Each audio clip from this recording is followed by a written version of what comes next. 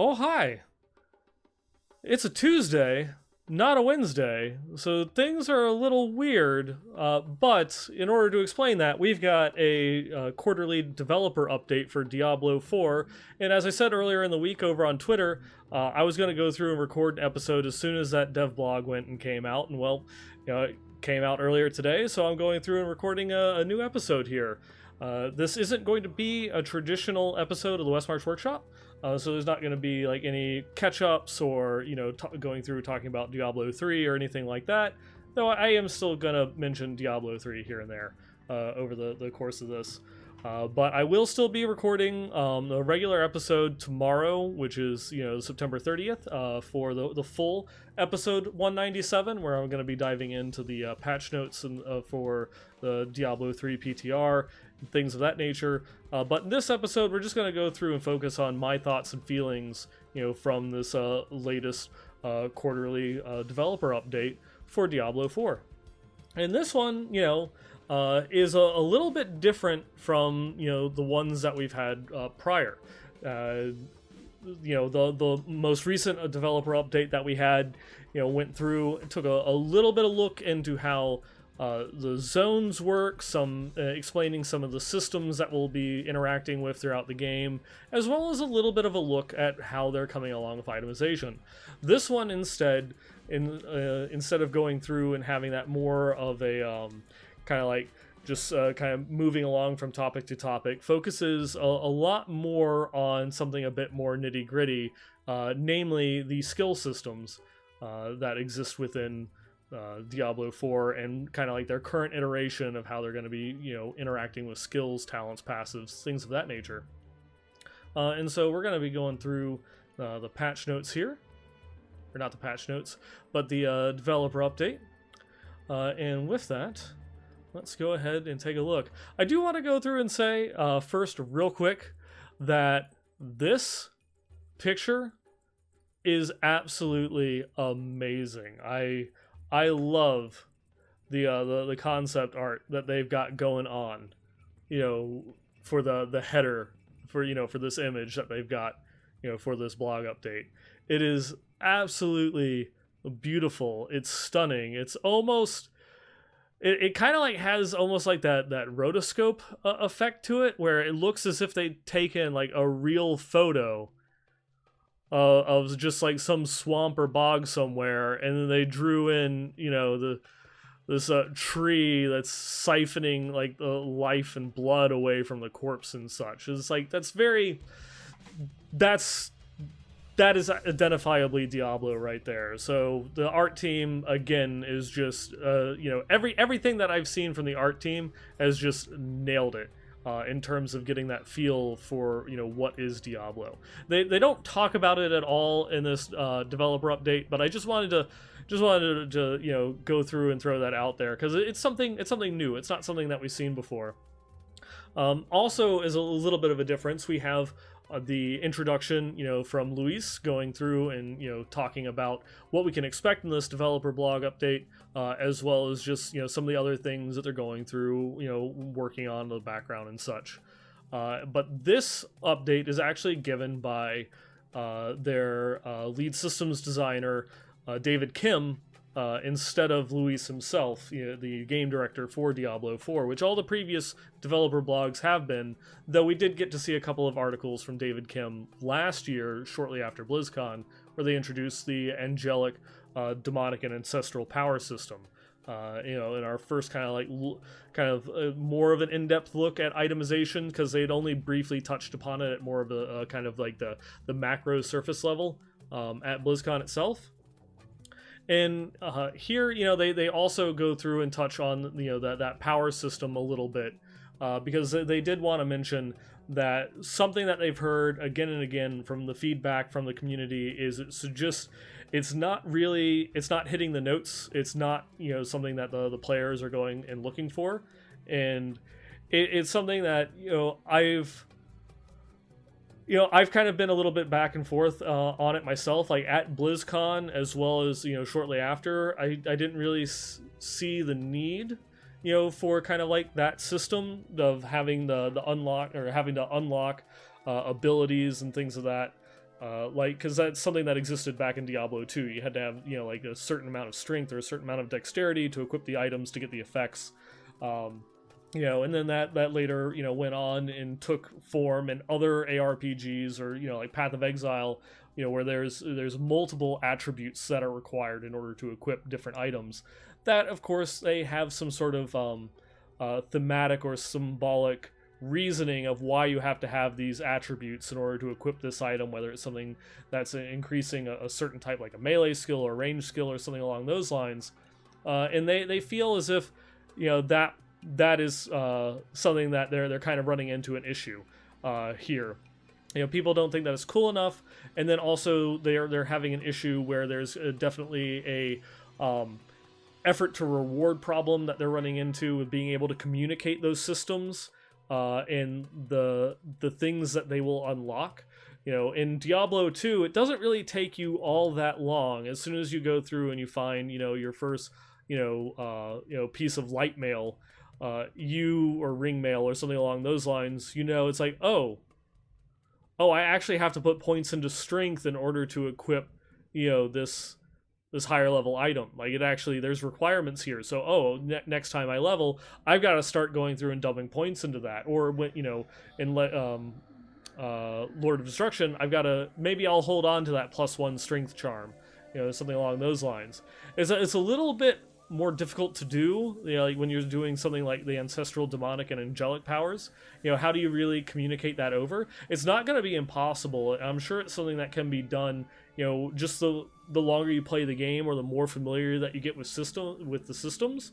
But it was also something in, like the last developer update, where it wasn't really codified as much, because you had sometimes an item would just give you, like crushing blow damage, and sometimes an item would give you crushing blow damage, but only if you had enough demonic power. And so it wasn't like a 1-to-1 ratio. It was a little bit harder to go through and communicate that. Now, I'm sure once you get into the actual system, it might be a little bit easier, but definitely something that is easier to communicate to the players. I need points in intelligence, in order to equip a spellcasting item, or I need points in strength, for a melee item, or something along those lines. If they, not necessarily having to go back to a run-of-the-mill attribute system, from other ARPGs or something along those lines, but at least something that can be easier to communicate to the player. And then also you have like they mention that they still want something or some sort of mechanic in the game that you have to meet thresholds in order to equip items or get bonuses from the gear. And one of my other thoughts on this one was, from the last developer feedback video that I did, was that that if this is the direction that they want to go, and they want to unlock player power from items through this attribute system, that they might as well go all the way, because they were only unlocking minor effects. None of the legendary powers were being unlocked on the items, and so that there wasn't really, if the legendary power on the items, or the legendary affix, is what determines whether I'm going to use this item or not, and whether it slots into my build, then unlocking the other minor stats or secondary stats on that item really isn't as much of a priority. But if you make it so that way the legendary power itself requires a certain amount of attributes, I feel definitely helps communicate that system a little bit better, and helps drive home the whole point of the system in the first place. Is that you're having to actually dedicate or craft your character in a certain direction in order to benefit from these items or these secondary stats or what have you. Their biggest issue seems to be kind of like the cool factor, as well as the bookkeeping. But I hope that that they do, at least if they're going to have a system of unlocking kind of like the threshold of power, that they'll at least take it that step further and make it so that way the minor stats aren't as important as those legendary affixes. Though the next section, that could very well change, but you want you want it to matter, and so you have to add it to the stats that matter, I guess, is kind of like the feedback that I'm going through and giving on that one. And then the other thing that they go through and they talk about is something that I definitely do not like. However, one thing that we really liked about the system was the gameplay managing of stats in meaningful ways in order to hit certain bonus thresholds. Shoot, I'm getting ahead of myself there. Yeah, that's all good. I think it's under the section for legendary items. Sorry, I'm trying to remember the order that it all goes through, and then the sections that they're actually in, instead of skipping ahead on my own. So legendary items. They were wanting to go through and make some big changes, in legendary items and itemization in general. One of the biggest feedback that they got is that items are too meaningful to the build, and that they're actually taking power away from player choice in your actual progression of your character itself. And that is something that they agree with, and that they're going to be making some changes, and so they're going to be taking away some of those decisions and some of that player power away from the items and putting them directly into the character itself. And so they want more of your build to matter and less of your items. And this is something that they're shifting back away from Diablo 3 back towards Diablo 2. Because in Diablo 2, your skill allocation is what made your build. Your items then supplemented it. But in Diablo 3, it's the other way around. The items make your build. And then your skill selection then supplements it. You normally, for most builds, you've got, you have your passive slots in order to go through and build into it, or you've got maybe one or two active slots in order to go and fill in that last little bit, whether it be, a curse or a mantra, a law, or something like that, in order to just kind of like add one extra piece to finalize the build. But your set is what determined what it is that you're playing. And it's definitely something that I like. Putting those choices back in the actual class itself, putting it in the character's hands, as opposed to just the items. So that way you're not going through and feeling that, well, I have to just keep grinding. I don't really like this first class set that I found. I don't like this build at all, but it's the only way that I can play the game until I get this other, set or some other supplementary items to play the build that I want to play.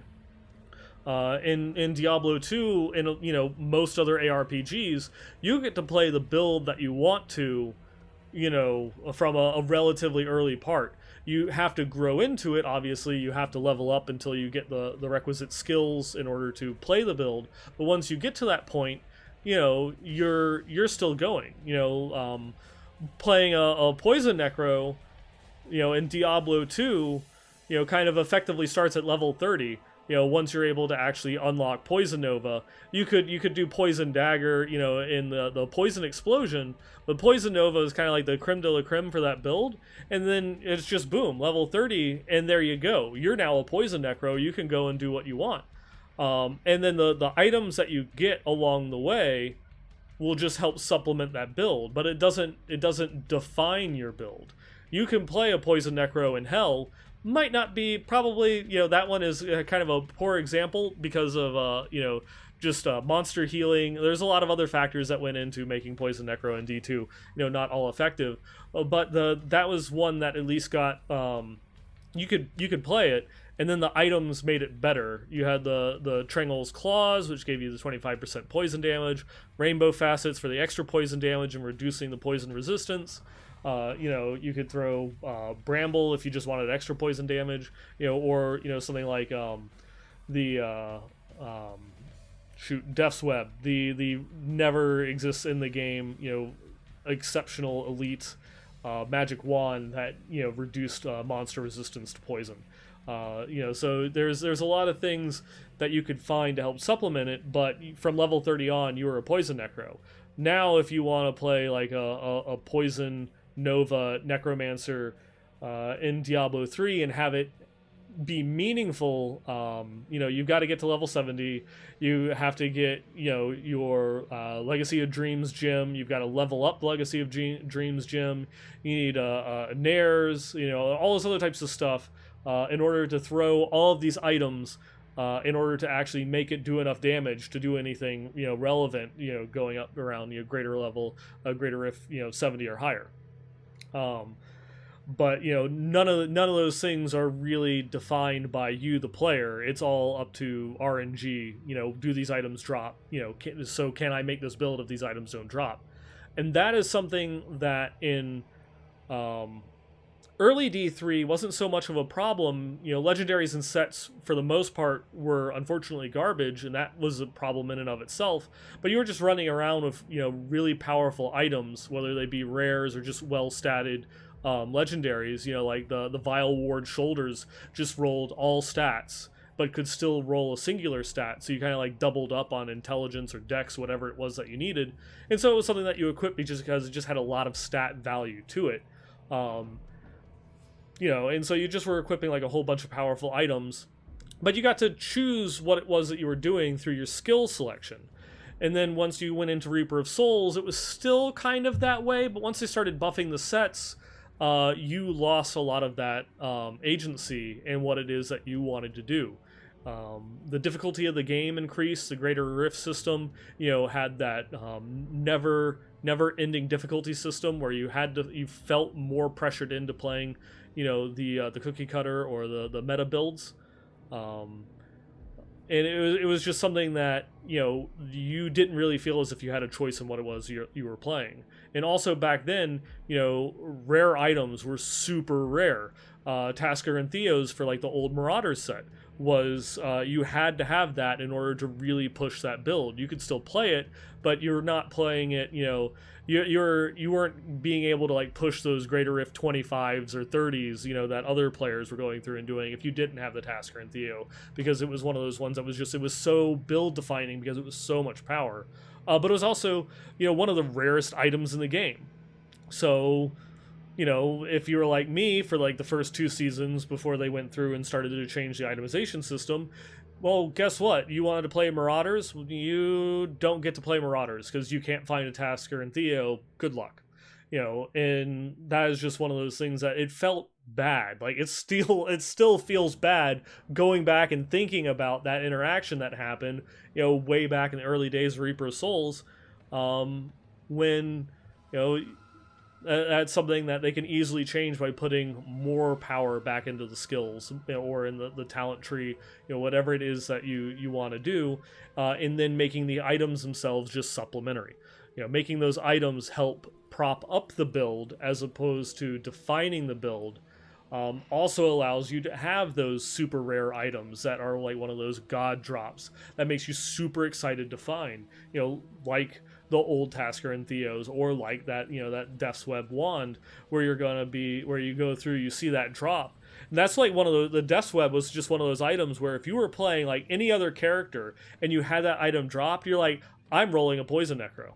And so that way it was very powerful, but you didn't have to have it to play the build. But when you found it, you're like, I gotta do it.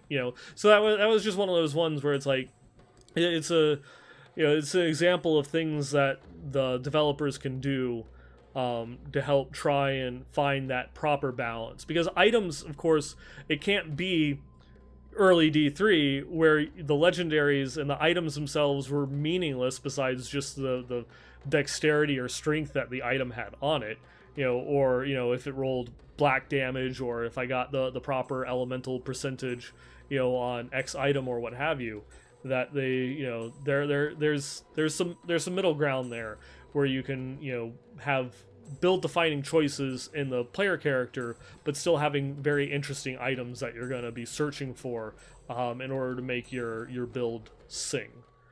And then the second part of the legendary system is something that I don't like. We've also had very mixed feedback regarding core itemization. We're currently looking at how to best differentiate our item qualities. For example, should magic quality items have higher affixed stats than rare items? I'm pretty sure this is something that's coming from the small yet extremely vocal Diablo 2 community. Um, and I disagree. It's one of those ones where it's like there has to be a point where items become useless or they become crafting fodder. Not every single item that drops has to be useful or has to have meaning. You know, you have you know, it's like you've got loot filters and Path of Exile for a reason, because the vast majority of everything that drops is completely useless to what it is that you're wanting to go through and do. And that is fine. You know, that's something that's great. You know, no one really gives PoE, you know, flack about that. You don't have to have every single item be useful. Magic items should just be a transitional item that, you know, you replace as you approach in game. You know, and that's just something that I feel it comes a lot from the D2 community, in that they want these things to be better, or they want these things to be more meaningful. And you know, I can see like the argument for rares, and because like in Diablo 2, you know, you didn't have the system like you did in Diablo 3. In Diablo 2, not every single piece of gear on your character was going to be a set, unique, or rune word. You know, you were going to have some dead slots that didn't really have too much of an impact on your character or your particular build, and that you were just going to go and put in whatever was best to come along.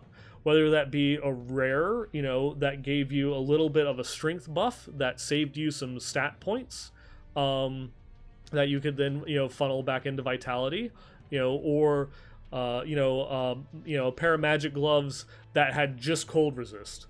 You know, and that kind of goes back into it in D2. Magic items rolled with fewer affixes than rare items, but the stats rolled higher. So if you had a rare, it might, you know, its fire resist might cap out at 15, and the magic item would cap out at 25. But that rare would also have like strength and energy and other, you know, other affixes that made it more useful. And going and adding those things, I think, just makes it more difficult for like a new player, or from a more casual perspective of, you know, why is this, you know, I really only care about angelic power, or I really only care about fire resist. You know, why does this magic item have better stats than a rare? That doesn't really make sense. I'm just going to equip that magic item. And without, you know, fully understanding that maybe you'll also need like these stats or these affixes that would make the rare better, but they're singularly focused on this one aspect, and because it's just higher on the blue, they're going to equip that and kind of like lose out on power. I feel as if it's just like a little bit too much back and forth. You know, you have to accept that at some point, you know, blues just will not serve a purpose in game. They just, I don't feel as if they should. You know, and I can get behind going through and making like rares, you know, good and used in the in-game system, from the point of view that if you copy a system like Diablo 2, that you're not going to have a legendary in every single you know, armor slot. You know, you might have legendaries and armor slots that just don't do anything for your build, but you're just equipping them because they have nice stats.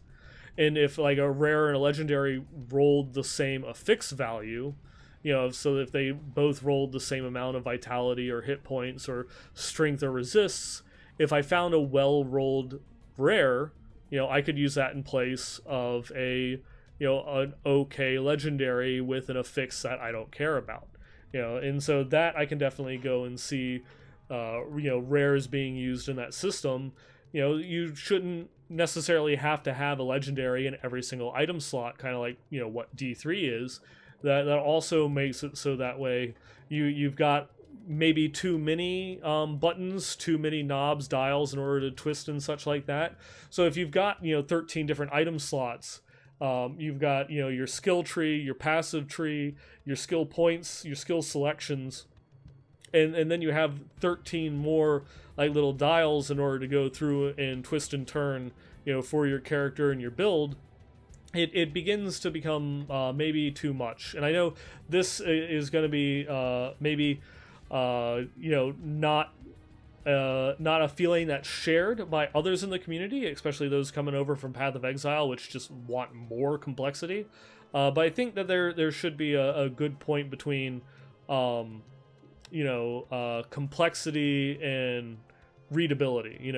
And it's something that they also talk about later, in the blog about easy to learn, difficult to master, and it can be difficult to master, with 7 dials to turn around as opposed to 13. It doesn't, just because you have more choices doesn't mean that those choices end up becoming more meaningful. You can, if you only have 7 of those actual choices to make, it can make those choices that you do make a lot more impactful or more meaningful. And then rares can go through and kind of supplement it from there, because this build just doesn't have any legendary shoulders that work well for it, so I'll just equip a rare there and that'll be fine. But I don't think magic items should be for leveling, they should be for crafting, but I don't think that they really serve a purpose in in-game itemization. At that point, it's just it's too many choices, and you're more or less trying to conform the Diablo 4 system to just be Diablo 2 for not a lot of reason. It's like, if you're gonna have a best in slot list, and there's always gonna be a best in slot list. If it's a blue, you're gonna equip a blue. But why can't that blue just be a rare? Like, it doesn't really matter what color the item is if the best in slot is the best in slot. It is kind of like my thoughts on it. And then we finally go through and we get into like the kind of the meat and potatoes of this particular dev blog, and that is the skill tree. This absolutely beautiful image here. But I just want to take a moment, and think thematically. You've got this kind of like dead, burnt out tree that's like just being filled with kind of like either this demonic essence or blood, kind of harkening back to the concept art that we saw at the header. That is kind of filling it with the power, as you go along, and this is something that I definitely am on board with. I like the concept of going through and having talent trees, and it's something that I've talked about on the show before, if you've been listening for a while, that one of the arguments that they had for removing talent trees from Diablo 3 is that cookie cutter builds kind of always exist, and so that removes a lot of player choice, and it just like the talent trees just offered more ways for a novice player to make mistakes than it offered a good player ones to perfect their build. And so that they kind of wanted to go through and get away from that.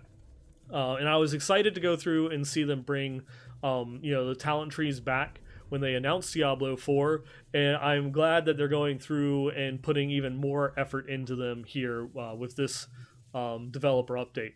It's not exactly the perfect system just yet, but I think that is definitely a step in the right direction.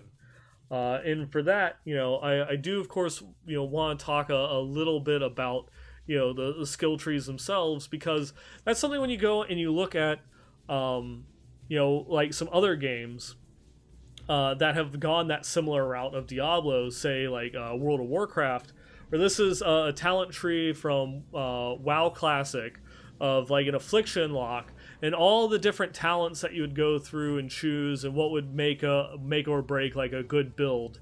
And there's not a lot. You might have like 2 skill points that you can take out of like the improved fireball into someplace else, or whether you want to increase like the channel resistance or something like that. You only have like a couple of points out of like the cookie cutter to like kind of like make that build your own. It might not have a lot of impact, but at least it makes it so that way every level that you gain, you're getting a skill point and you're feeling more powerful. You're going through, you're putting in, I'm seeing that cast time reduced on my spells, or I just got a brand new spell from a skill point that I used that gives me another button to press. It's fun and exciting, as opposed to what the current talent system in Warcraft looks like, which is just like a switch toggle that you can kind of change at almost any point that you want, and at certain levels you gain this new talent, and well, I just gonna pick one of these three options, and it doesn't really have that choice. And it kind of goes back to that same thing where, well, there's still going to be cookie cutter builds. Now you're just simplifying the cookie cutter even more so. A novice player still has plenty of room to go through and make bad decisions. And if you pay attention to WoW balance in any way, shape, or form, they can make some really bad decisions with some of those talent choices, just as bad as they would if they're going willy-nilly like in a Diablo 2 skill tree without any forethought in it. And that's fine. It's a learning experience. They're going to go through and they're going to be leveling up in the game. And it's like, man, I'm having a lot of difficulty. What am I doing wrong? They're going to go to a forum. They're going to go to Reddit. They're going to, pull up a YouTube video or a Twitch stream. They're going to be like, why am I going through and having so much difficulty? Oh, my skill selection is bad. And then they're going to go back and hopefully change that. And that's going to be another topic.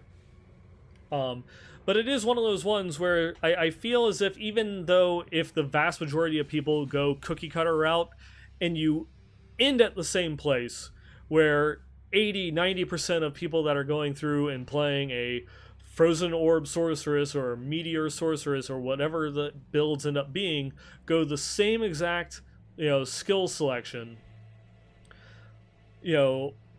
having those individual skill points that the player gets to go through and add into the system gives the player the semblance of choice and the semblance of power, and that is something that is a positive reinforcement for the player.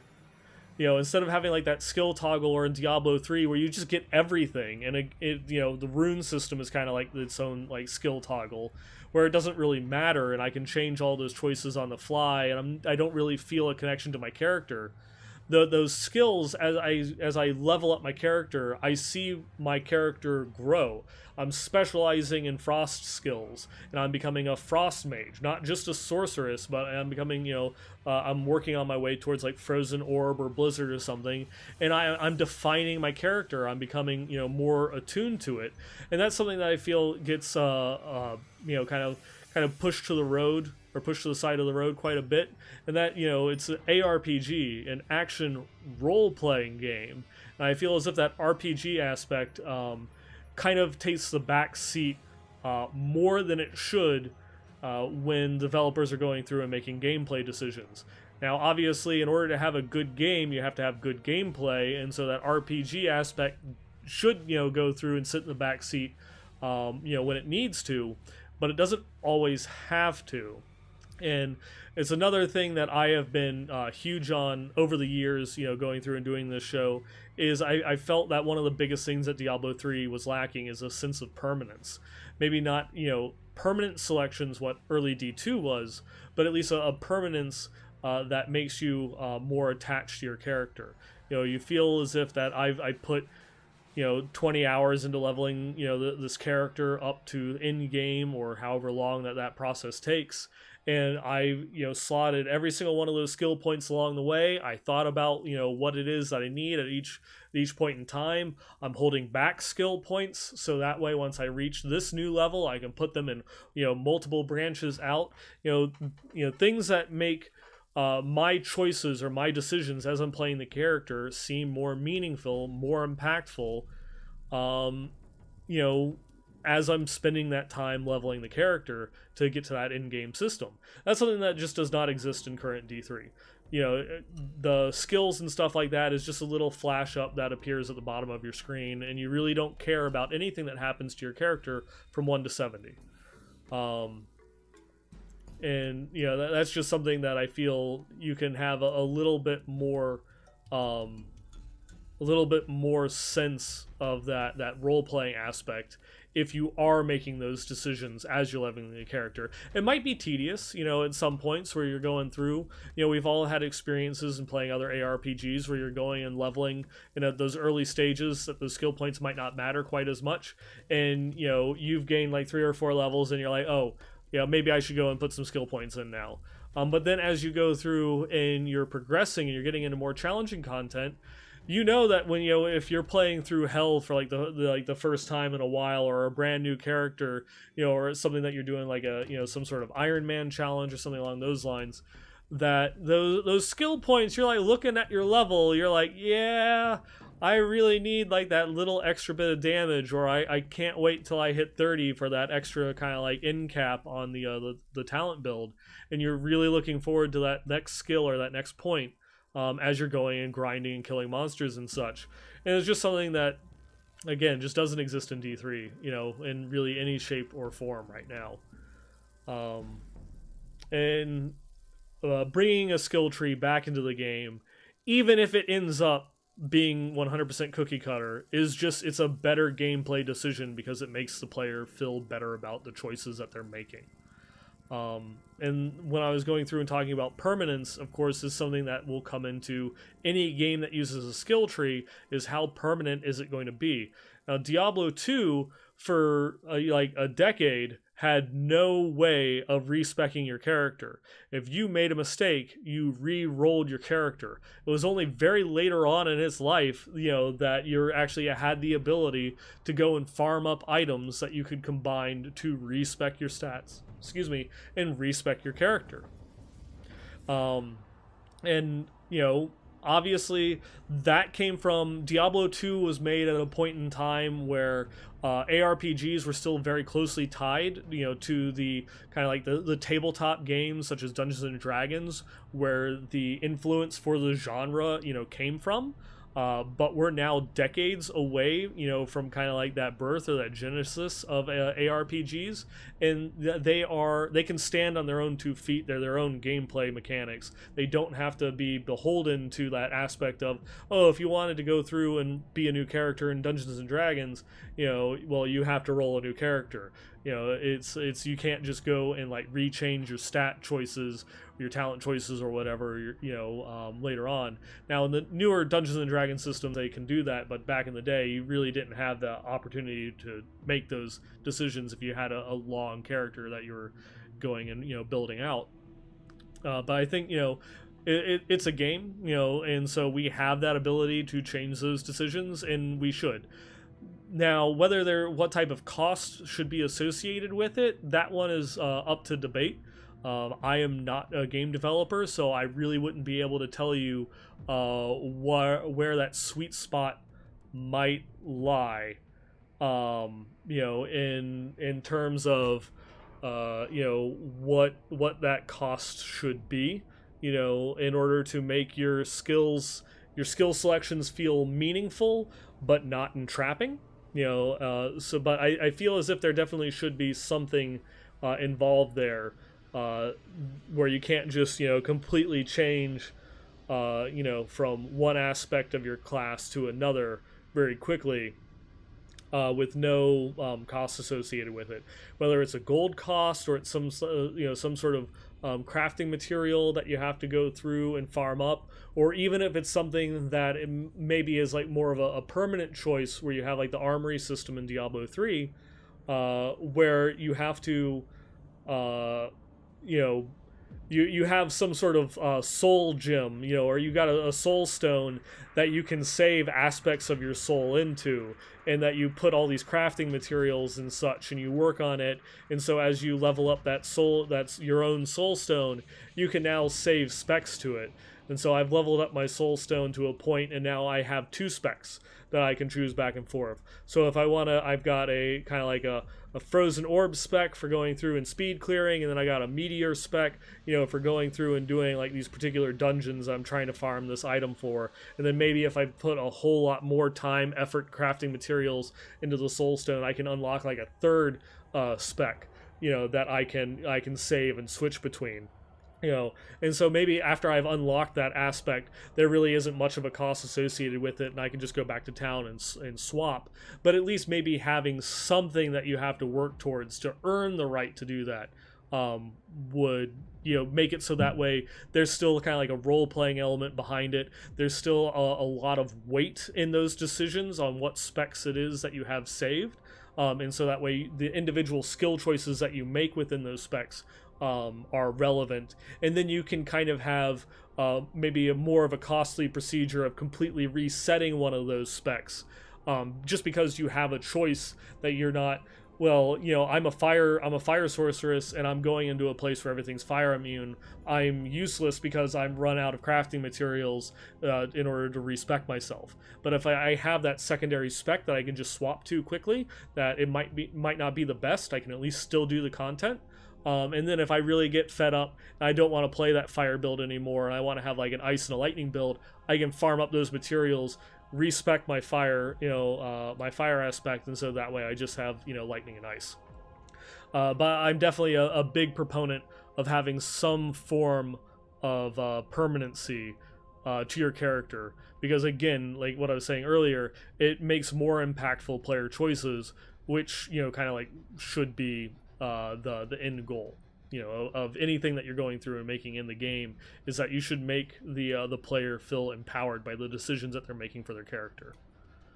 To now actually get into the skill tree itself, it's pretty cool. There's some things I like, some things I don't like, that we got to see the different aspects of it. The rudimentary function of the tree itself is that you get skill points, and you use them to at first unlock the square active skills that then can progress into either the circular kind of more passive skills, or the red gem actual passive skill points. So that way you have upgrade the circles. Sorry, the circles are called upgrade nodes, and so you can progress your character, down these different trees, these different paths, and you have different components that make up the skill tree, as you're going and you're leveling.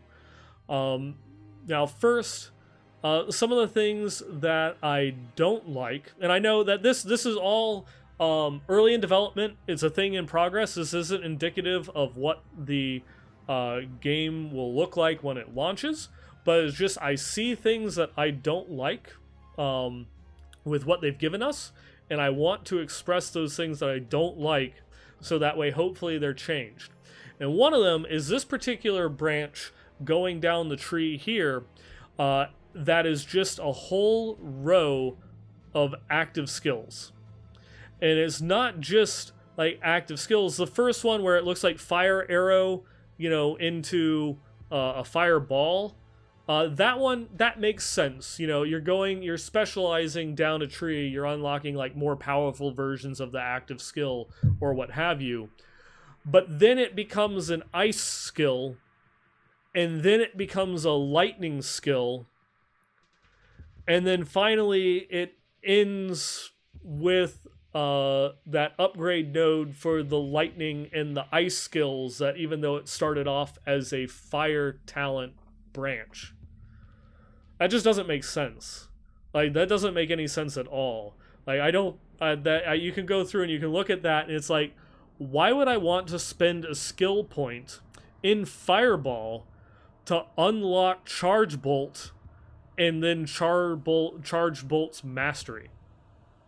Like, why am I spending points in Fireball to even use Charge Bolt? So that I know is, again, you've got, the skill system itself, that this is just, kind of like a proxy they went through and throw up. But, the branches should be better defined. And so that way, as you go down it's more thematic. And so that way, I'm fine with, if you go through and you put, like a point and you unlock Fireball that then turns into Hydra, I'm going down the path of like fire skills, and so it makes sense that the more powerful ones, that like, Meteor has to be unlocked by something else in the fire tree, that makes sense. That's something that's easy to communicate. I can look at without any prior information and be like, oh, I understand why that's why it's that way. And even have, something along the lines of, I can go down, a different branch of fire skills completely. I can go down like the branch that has Hydra and that ends in, something that has a bonus for Fireball, while Fireball is on a different branch. That I'm okay with. Like that's fine, because it's thematic, and you can even make it so that way, oh, if I go down the Hydra route, there's an upgrade node that splits Fireball down there. Again, it's thematic, it makes sense. Going through and having a better grouping of the things within that same scope is, again, it's easier to communicate to the player, and it makes it feel as if I'm not necessarily wasting skill points when I'm going through and making those decisions. Because if I'm looking for specifically, like at the end of this talent tree is Charge Bolt, I just want Charge Bolt because I'm playing a lightning sword. All those other skill points, those 3 skill points that I use to unlock Charge Bolt, are wasted. That doesn't feel good. It doesn't feel as if it's like, it's well thought out or well planned.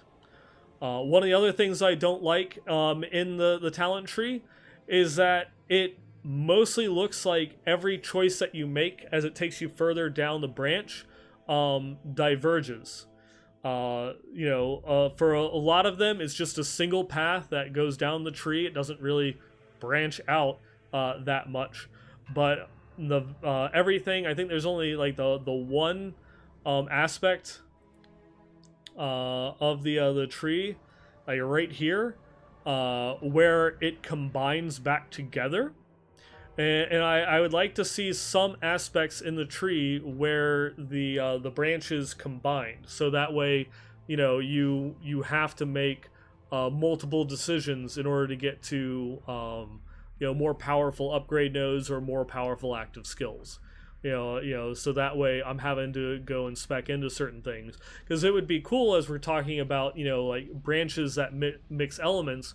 What if like that like the charged bolt in blizzard trees, or the charged bolt or blizzard branches were next to one another, and at the end converged and had like thunderstorm as a skill. So it was a skill that did both lightning and ice damage.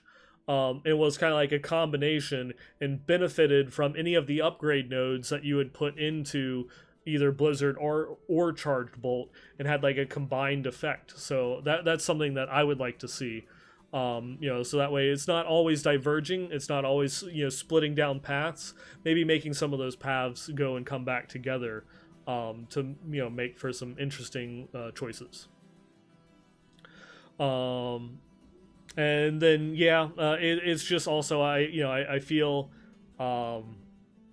something along of just making sure that the branches at least feel a little bit more thematic. Maybe not having multiple element skills down the same branch, or even really like having stacking too many active skills down the same branch that don't have anything to do with one another. If it's something that like in this branch, how it has like the fire arrow that then turns into a fireball, maybe I'm not going to use fire arrow anymore, but at least thematically it makes sense, so I don't feel as bad about that one wasted skill point. But yeah, definitely not like mixing and matching things. So just better making sure that those branches feel more focused, more defined, and then maybe not always divergent, and maybe having some of the branches come back to combine together to give yourself that ability to have those interesting choices. And some of the things that I do like, I like the concept as a whole of actually having to spend those skill points to unlock active skills, because the system that we had previously seen in Diablo 4 from the demo and what they had talked about is that you would just unlock skills as you leveled up, just the way that it was in Diablo 3. And so that once I hit max level on a sorceress, I would have like all of the skills in the game, but then the system worked differently, and I would differentiate my character between like talent choices and skill points of leveling up the skills individually. Maybe that still exists in the system, and that I can drop, multiple skill points into these skills. Excuse me, all like how Diablo 2 did it. So that way I can put 5 skill points into Fireball in order to get more benefits out of it. Or maybe there'll still be a separate system completely removed from the tree that once I unlock Fireball, I have some other mechanic that I can put power into Fireball, outside of the actual skill system. But I do like being able to do that because it allows you to kind of, prune your skill selection. It can better define your choices. It makes it so that way I'm not going through pages of skills. It also makes it so that way thinking about how the game might expand from just the core game. I know we don't even have the actual game itself. It might be a little bit too early to start thinking about expansions, but if this is a living, breathing game, like a game as a service, it's going to be updated and supported for years or decades. Giving yourself the ability to grow those systems, might be, beneficial. And so having other active skills, unlocked further down the tree instead of just giving you this, because if you're, it was a problem that World of Warcraft had, and eventually they had to prune things. They kept adding more and more skills every expansion, and toward that point, it's like your spellbook was just full of shit that you never used, you didn't care about, and so tying it directly into the skill tree, so that way, I'm not going to play, fire, so I'm just not going to take any fire skills. And so I can remove these like 20 skills from my skill book. Makes it easier when I'm going through and planning things out, or I'm trying to set up, skills on my bars, and so that way, it just has again, it kind of goes down to one of those ones. It makes your character, your UI clearer. I don't have to wade through as many buttons, and so it makes my choices just, clear. It makes it a better defined choice. And it also makes me feel as if I'm more of like that archetype that I'm going for. I'm a frost sorceress. Why do I have fire skills? Some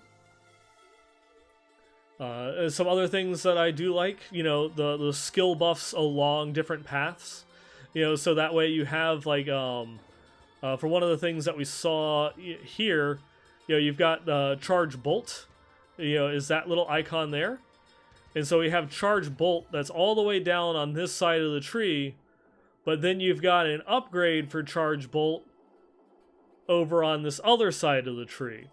And again, I think that that's fine, because it's something that it's continuing down a lightning branch, so it's thematic. It's something that I'm probably going to be wanting to spec down into anyways. And so, having those skill decisions unlocked in multiple places, that's fine. It also helps reinforce that, I'm making the right choice because I really like this charge bolt skill. And, well, I'm just kind of putting some points into this other, lightning aspect. And, there's an upgrade node that upgrades charge bolt. So I'm making the right decisions. It's reinforcing that. And it also still is one of those ones where it gives you a reason to branch out into other aspects of the skill tree. Sorry.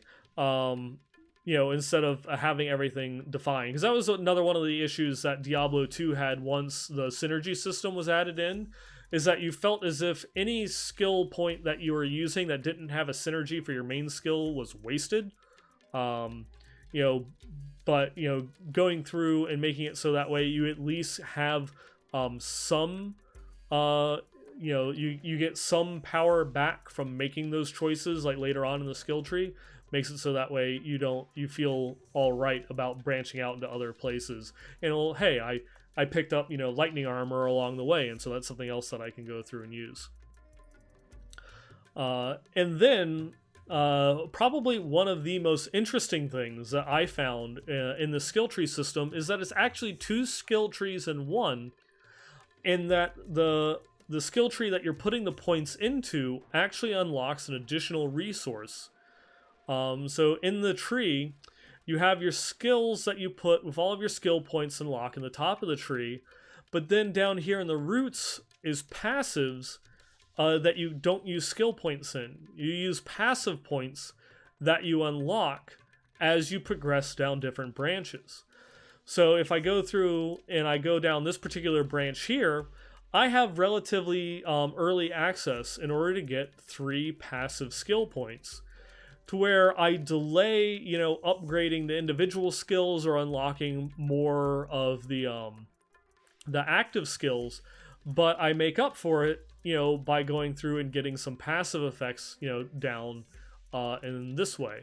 It also is one of those, from what they talked about in the blog itself, that those passive nodes down in the roots, while might still have some themes to them, are not really focused entirely around specific skills and are far more general for your character. And I like that aspect. If it's going to be something where, I unlock 3 or 4 of these passive points to unlock some passive skills that might just give me like an armor buff, or make it so that way I can get some arcane power return from casting, lightning spells, or if it's something that just increases my arcane power regeneration or something along those lines, something that can be effective no matter what particular archetype that I go, or with some things that are focused particularly on certain archetypes, like frost, but not necessarily like just frostbolt or frozen orb that is just like all frost damage, is pretty cool. And that again, makes more player choice, because there are, when you look at the different aspects of the tree, there are some branches that you go down that have no passive talents in it, as opposed to some that have multiple passive talents in it. And those are decisions that you're going to have to make with how powerful you want. What means more, those mastery nodes or those passive talents? And those are decisions that you're going to have to make in choices that are going to define my character versus another character based on just those couple of things in this kind of secondary resource that it unlocks. And it's something that's it's a very interesting system. It's not something that I've really seen before in any other ARPG, where your skill points become an additional resource on top of that, and that it also is something that's a bit more universal, to where if I'm speccing down one particular path, I can then prop my weaknesses up with some of those more generic passive points, down in the root system. And it's just something that it gives. It's more choices, but it's not something that's like super confusing. I've been playing like this one mobile ARPG called Raziel while I wait for Diablo Immortal, and while it's not really the best, the gameplay is all right, but it's your stereotypical pay to win, like Cash App type system with a million different currencies that it wants you to pay real money for in like 50 different ways. So that is definitely annoying and trying my patience. But it has like an interesting kind of like skill system that you can go through and unlock things where it's separate from the talents. So your skills, you level up and you have different choices with how you can slot your skills, but then the talent tree then has more of a generic benefit to it from there. But it's just having those different choices to make, I think, are better. As well as the one of the last things that they wanted to add on is that they currently are only aiming for you to be able to fill out 30 to 40% of all of the nodes once you go through and reach in game, and that's perfectly fine. There should be consequences to decisions. that doesn't necessarily mean that every decision that you make has some sort of penalty tied to it, but that opportunity cost, can be a consequence of those decisions, and not being able to fill out everything is fine. 40% might be a little bit too high. You can probably maybe, shrink that number down a little bit, have a smaller percentage, but making those choices be far more impactful, and further differentiate your character from another character. Just so that way you get more of that feel, more of that, kind of like that RPG feel to it. And, we might both be frost mages, but, I spent like 5 whole talent points in this other direction. And so our gameplay all of a sudden changed significantly, just with those few choices, as opposed to us both running around with like, 15 skill points and fire skills just because we took them in order to get to like an upgrade node or a passive point, something like that. Because we're just able to access half the whole tree, and so it's the 20 points that matter, and then the 30 ones that don't is just going for different odds and ends for maxing out passive slots and such. And then even though it's not really a focus of the article itself, all of these developer blog updates tell a story. On the last one, it told a story. The items that they had showed, the legendaries that they had showed, told a story about how that they were going and designing combat and the skill systems in Diablo 4. The skill tree itself, even though it's more of an upper level concept, is also going and kind of telling a story, of how they're developing how these skills go and interact with one another. And like one of those, it's kind of like going through, you take your points, so that way you can get, ball lightning. You have this other upgrade node, so that way the ball lightning collapses into crackling energy. But then it's like, well, crackling energy gives 25 mana when you move near it. So okay, so I cast ball lightning, and then once it ends its path, it creates a place that I can walk onto and get my resources back. Oh, okay. That seems pretty interesting. And then you have the passive tree over here that goes and says that when you crit, there is a small percent chance that any lightning damage that you do will leave behind crackling energy. And so you're starting to get this theme that this crackling energy mechanic is probably going to be something that we're seeing on a lot of the lightning skills in the Sorceress, and it could very well be that the lightning skills, especially like when you look at ball lightning having that mana cost of 60, which I believe in the demo like your maximum was 150. I could be wrong, but you can only cast ball lightning like on that one like a couple of times and then you run dry. But then, I've got all of these things where once the ball lightning's over, it refunds 25 of my mana. But also if it crits, it can leave another crackling energy behind, and I could potentially completely, refill the energy cost of the spell.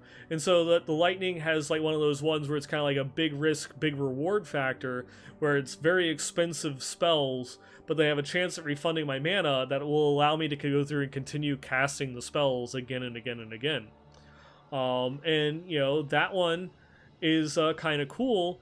Which then we've got the enchantment system, which is a unique aspect for the Sorceress, and I'll touch on in a moment. But one of the things that then goes through to tell you is that one of the passive effects that you can equip for ball lightning that makes it so that way any of those effects that would normally generate the crackling lightning becomes a ball lightning instead. But it itself can no longer collapse. But now it's like one of those things where it's like, oh, well, maybe I can go and change my skill selection around so that way I'm just using Charge Bolts, which is a much cheaper spell. It's only 18 mana, with, like one of those upgrade nodes where it sends out additional Charge Bolts, so that way I'm getting more hits in that are getting more crits that are leaving behind more of these crackling energies, which are then generating lots and lots of these ball lightnings going off in different directions that are then going through and doing, giving further damage to the enemies. And it's like, it's so cool that just in a couple of pictures, they give you an idea of a couple of different play styles that you can use, in like Diablo 4 and what they're going through and working on in the background. And it's like it's those little tiny aspects that they don't really, in the when they're going through it, they're telling a story in images and it's there to be seen, but they're not really calling too much of attention to it.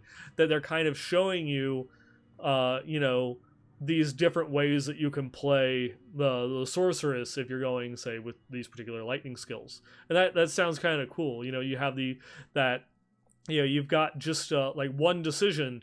You've got all these talent tree choices that can go through and give you more crackling energy. And then with one decision, I can completely change how the entire build plays. And that is something cool because it's a skill choice that you're making, not an item. So I can do it with no items. Sounds good? I think that sounds pretty good. But going into the actual Sorceress Enchantment system itself, one of the big things that they showcased at last year's BlizzCon was the arsenal system for the Barbarian, and that was something that made it unique. That they had the ability to equip multiple weapons and then assign those weapons to different skills, so that way you could maximize either an attribute or a stat or an affix that was on the particular item, or in order to maximize your skill usage, because you might have a skill that requires like a slashing weapon like a sword and another one that requires a bludgeoning weapon like a maul, where you can have those different skills, which is cool, it's thematic, brings back that RPG aspect, which I've been harking on all episode long, but doesn't take away the decision from the player in order to play all of the skills and press all the buttons that they want to, which again is one of those things where that RPG aspect kind of has to take a back seat in order for the gameplay needs. So that way, how do we solve that? Oh, you just equip multiple weapons, and the weapons will swap depending upon how you want it to. Now, at BlizzCon, it was predefined for you, but they did say that the system would actually allow you to assign the weapons that you want to it. So maybe you've got, two, you've got a dual wield and then two great swords. I'm not going to use anything that requires like a bashing weapon or a bludgeoning weapon. Now I'm just going to go all like slashing and dual wielding for my skill set. You can do that. And then my two different, ones are, I've got a one sword that just has really, really high damage, that I'm going to use for my big, like, finisher moves for the high damage. And then the other one has, like, some really nasty, like, on-hit effects. And so I'm going to use that one for, like, my generators, because they don't really do any damage anyways, but I really want, like, this particular weapon to hit them, so that way I'm putting on debuffs, or I have a chance of giving myself buffs, and then switching to my big damage weapon for the coup de grace. Again, player agency, player choice, great, love it. But only the Barbarian had kind of like that unique aspect to it, and now we're getting a look at the Sorceress and how that actually goes into it. The Druid was kind of halfway in between. They had the shapeshift form, but it's just you use the skill and you turn into a different shape, and it didn't really have anything beyond that.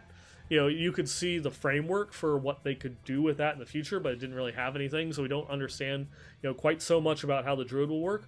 But now we've got the Sorceress system here. And this one is pretty awesome, because what the Sorceress Enchantment system is basically an additional 3 passive slots. But they're different in that they take their active skills and they turn them into kind of passive effects, or not even necessarily like passive effects. But on all of your active skills that we can see here in the image for Ball Lightning, will have a skill slot effect and an enchant slot effect. And the nature of the skill changes depending upon which slot that you have it, selected to. If you put it in your skill slot, it conjures the ball of lightning that goes and zaps damage. But if you put it in your enchant slot, whenever you would normally form that crackling energy that we were talking about earlier, it creates a ball lightning instead. So instead of refunding you mana, it now goes and creates additional damage for you. Might be a little bit random in aspect, but it has that potential for a really high payoff. And that is one of those ones which, again, I really liking that they're doing in Diablo 4, and that's the keywords. Where it goes through and it says, like that crackling energy is bolden or highlighted. It's something that we've seen in a lot of other screenshots and such. Keywords are great. Keywords that have clearly defined roles are, that's something that is very easy for players to pick up on. They're able to go through and see those. They're able to better identify like particular play styles or things like that based on keywords. It also is one of those ones you don't have to go through and write out every single time that you have an effect that is going to, that your lightning damage drops an orb that gives you mana back. You don't have to write that out on every single one of the skill slots. You can just put crackling energy. And so that way, even though here it does have that little thing underneath it, I'm sure that there would be an option that you can disable that helper text on the skills to get rid of a little bit more clutter, as well as, when you're going through and you've got these skill selections here, it just says crackling energy and it doesn't actually tell you what crackling energy does. But after you see that enough, you're going to understand, what it does. But I'm a big fan. I play Warhammer, and so keywords are huge in allowing you to understand, what things do, so that way you can see it at a glance. And even some keywords that are shared across multiple classes are great because it will give you instant familiarity with what those mechanics do. And just to give you an idea of like other of these keywords, crit. I can just say crit and you know exactly what that connotates. That's a keyword of, an attack that, when you make an attack that there is a percentage chance that you're going to go through and do additional damage with that attack. That's a crit. I don't have to say that every single time. I can just say crit and you know what that means. So that, there's that aspect. But one of the things I really like about this, in addition to just giving you, more choice, is that it helps build upon that class theme. It makes the classes feel different. Diablo 3 was one of those first ARPGs that really tried to build upon that class fantasy outside of skill selections. Now in D2, everyone had mana.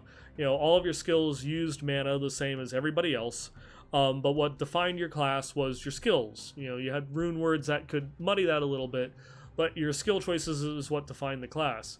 In Diablo 3, they took it a step further, where your skill choices define the class, but also your resource mechanic subtly changed the way the different classes played. Once we got to, kind of like the current system of D3, it's not really the same. I want to say probably only kind of like the barbarian and the demon hunter feel distinctly different from most of the other classes in terms of their resource mechanics. But it was a step in the right direction that helped build that class theme, that RPG aspect that helped you make a connection to your character that differentiated you from the other avatars that you see playing the game. This system, as well as the arsenal system for the barbarian, takes that to a whole different level, to where now, in addition to just having skills that are different, because at a basic level you can go through and say, oh well, sorceress shoots a fireball and a necromancer shoots a bone spear. It's the same thing. It's range magic damage. But when you go through and you tie in, like that enchantment system versus whatever, they might do on, I'm getting ahead of myself saying that there's going to be a necromancer. I don't know that there's a necromancer. Just, I like necros. I want there to be a necromancer, but, say, whatever that other class, could potentially go through and do, would be really cool, and it has it differentiates you from the different classes, and then the individual choices that you make within that mechanic differentiates you from other people playing the same class. Like the barbarian, I'm equipping like this particular loadout and not using any bludgeoning weapons is going to make me vastly different from someone that's, say, going a Hammer of the Ancients build that is built completely around bludgeoning weapons, as well as the sorceress, going in, choosing those different enchant slots. So that way you can have 2 lightning sorceresses, one that has ball lightning equipped in the crackling in that enchant slot. That makes it so that way they're giving up those additional resources. They're not regenerating resources quickly as a different lightning sorceress that is using crackling energy, but they're going out and shooting tons and tons of these ball lightnings, everywhere at a cost of not doing it, which can still be efficient because you're casting a 60 mana cost spell and only giving up 25 mana to do it, albeit randomly. So it's one of those ones where there's definitely an offset there, and it's going to have a very different play style from someone that isn't going that particular route. And it makes you feel unique. It makes it feel as if your choices had a huge impact on how your character plays and differentiates itself from other characters. And then, another example that they went through and showed was Meteor. In the top window, you go through and see a sorceress manually casting Meteor as the active skill. They get to target it on the enemies, goes through and blasts them. Whereas in the bottom window, it's put in the enchant slot, and it's acting like the old Druid Armageddon, where as the sorceress is just going around, is randomly dropping meteors across the screen. So you're not going through and casting it, so you're not being able to target it, and so you can see that, a lot of the ones in that demo are missing, but then the ones that hit are effectively, free damage. Meteor was one of the skills that we had at BlizzCon, and it was super expensive. It was very difficult to use because of how pricey it was. Once you use that, you couldn't use any other skills for a little bit while you waited for your mana to go through and regen. Having it just go off randomly like that, where if you're fighting just like 1 or 2 mobs, could be potentially problematic and not really getting any good hits in. But say if you're going through and you're fighting the world boss that takes up a much larger percentage of the screen, all of a sudden that choice becomes a lot more tempting, because there's a much greater chance that you're going to be hitting it with all of the meteors that are coming down and greatly boosting your DPS. And so it's just, different things that are going and adding changes to the way that your character plays with these small little decisions. One thing that I would like to see is how your mastery nodes would go through and affect the enchant slots. Could there be mastery nodes that only affect the enchant slot and not the active slot? Those are just that it opens up different, design decisions and gameplay options, down the road that would help even further differentiate a sorceress from other spellcasters. It's something that's really cool, really awesome. I'm 100% on board. Anything that helps build upon that theme, that role-playing aspect, that makes the classes feel different from one another is great. It's absolutely fantastic. I love it.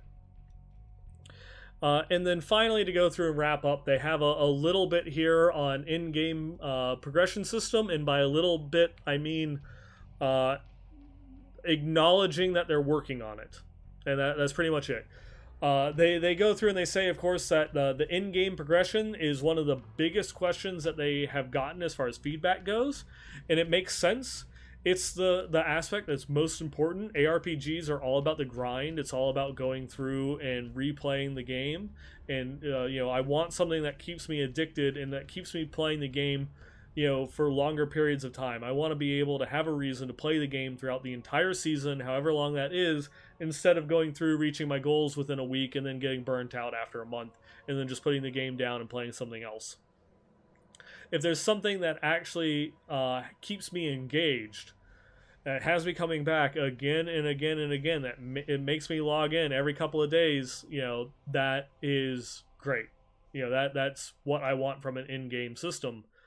And they just acknowledge that they're working on it. They do say that this system is intended to provide more depth and replayability than what the Paragon system currently offers in Diablo 3. And that we and many Blizzard gamers have talked about the concept of easy to learn, difficult to master. We believe that in-game progression system is where the difficult to master component will come in and should meet the expectations of the most hardcore Diablo players out there. Now that is a little bit intriguing because, like the Paragon system is just completely passive. But if it's something that's difficult to master, that at least makes me think is if either there's going to be actual choices that are made as far as that progression system goes, or there's some sort of active component to it that I actually have to manage in order to get the most, use out of it. And, again, it's one of those things, they don't really tell us anything. They just kind of leave it as a little bit of a teaser. It does, kind of leave you wondering what exactly it is that they're going to, want to do or take a look at. And they also acknowledge it's something that is going to take a while to work on, and it will not be in the next blog. The next blog, as they go through and talk about, is going to be itemization. And that's another, like one of those big tentpole decisions that they are, that the community is going through and asking and waiting for. And, hopefully getting a better idea of how itemization plays in. We see how we have a little bit more information on how the skills system and skills themselves are going to play in your, play into player power. In the next blog update, we're going to learn a little bit more about how items play into player power, and then at some point in the future, we're going to learn about that how that in-game system, plays into player power, and we'll kind of have that more of that trifecta of what exactly defines your character and your play experience in the game. But yeah. Again, I really like what I see in this particular dev blog. I like the fact that they do zero in a little bit more on one particular aspect, and that they're giving us a lot more information. I love the story that they tell, like in the photos, so that way we can get more of a feel, more of an idea of how the different decisions that you make might impact your character in your gameplay. Definitely go and continue that. And, well, shoot. I am already sad that it's going to be another 3 months, before we get the next one. So, dang. I cannot wait in order to go through and see more. I love the theme and the art around the skill tree. And I'm looking forward to, what the developers have next. But, yeah. And again, I guess just to go through, wrap it up, magic items should not have a place in-game. There should be items in the game that you outgrow. Whites and blues are just parts of those. Maybe they can have an aspect in some form of crafting, or in-game system in that aspect, but blues themselves, you really shouldn't be equipping as part of your in-game ratio. Leave that to legendaries, leave that to rares. I definitely like the direction that they're going with wanting to move more player power into the actual choices that the player is making and not RNG. That leaves a lot more avenues open for making those rare god drops that causes so much excitement with players or their communities when they go through and find them. The skill tree, there will always be cookie cutter systems no matter what decision that you make, no matter what system that it is that you go with, and a skill tree gives players a better feeling of power and a more meaningful experience with how their character grows, so that should probably be the default. Even if it's a little bit more difficult for a new player to master, I don't think that should be as much of an issue nowadays as it was in, say, 2004 or 2002. Twitch, Reddit, all those other types of things are big information sources. There's so many games nowadays are basically just designed with that tribal knowledge built into the game, and it's just kind of an expectation nowadays. The game doesn't have to tell you everything, but as long as it can communicate concepts in a clear way, that is what's more meaningful. And so even though a skill tree will leave players open to making bad decisions, at least that they still have a way of correcting that or learning, how those decisions could be made better is good. I think that there should be a level of permanence in skill tree systems. Doesn't mean that it has to be permanent and that you have to completely re-roll a new character, but there should be some sort of cost associated with being able to change your specs. Whether that be an actual cost to change the spec itself, or maybe some large investment into some other aspect or system that then allows you to freely, change specs later on down the line. But something at least that has some sort of impact thematically, to your character, and something that you can drive and work towards. The skill tree system itself, even though that the image that we show is not final, is pre-alpha, in development, I think it could be cleaned up a little bit better, and that there could be more clearly defined decisions and branches within the tree that just make more sense, instead of speccing into a fire spell to unlock a frost spell to unlock a lightning spell. That, there should just be clearer choices to be made when you're going through and unlocking those things. I also think that, it shouldn't be 100% divergent, that you should have things that go through, come together, and combine the various elements across the trees to make some more interesting mechanics and give some more flavorful blending of some of the trees if you decide to want to go that route.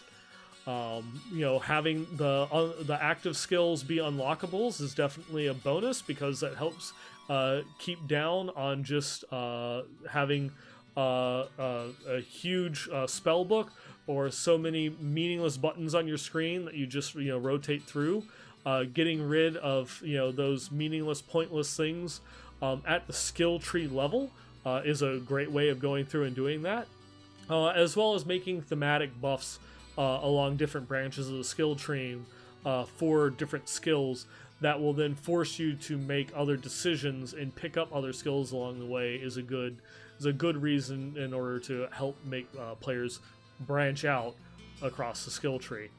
The Sorceress Enchantment system, this is just a continued evolution of something that ARPGs could just use so much more of, and that's helping clearer define differences between classes. So that way, when I play a sorceress, I don't feel like I'm a necromancer that's throwing frost spells, and a necromancer doesn't feel like a sorceress that's just throwing bone spells. So having things that better, clearer define those classes. D3 was a good first step, but ultimately led to a system that didn't really feel too much different between the classes. Going beyond the resource mechanic and actually having some sort of active component to how the class functions on, just a design level is huge. And I think opens up a lot of avenues and gameplay possibilities to make you feel more attached and in tune with your character. And finally, in-game, maybe we'll see at BlizzCon, maybe sometime later next year. I'm looking forward to it. But with that, thank you for listening to me rant for a while on this particular update. And again, I want to say thanks to all the regular viewers of the show. This one is a little bit of a regular episode, but I will be back tomorrow at the regular time in order to go through and give a more traditional episode, as well as talking about the quarterly updates to Diablo 3. So I look forward to going through and seeing you in tomorrow's episode, and catching you later. But also, if you like what you see here, by all means, go ahead, check out the Westmarch Workshop, my podcast, for my thoughts and feelings on all things Diablo. I record every other week on Wednesdays at 9 p.m. Eastern, 6 p.m. Pacific, over on twitch.tv/BlizzPro.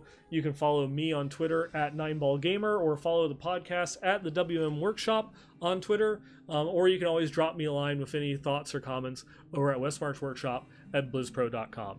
And with that, I thank you and have a good day.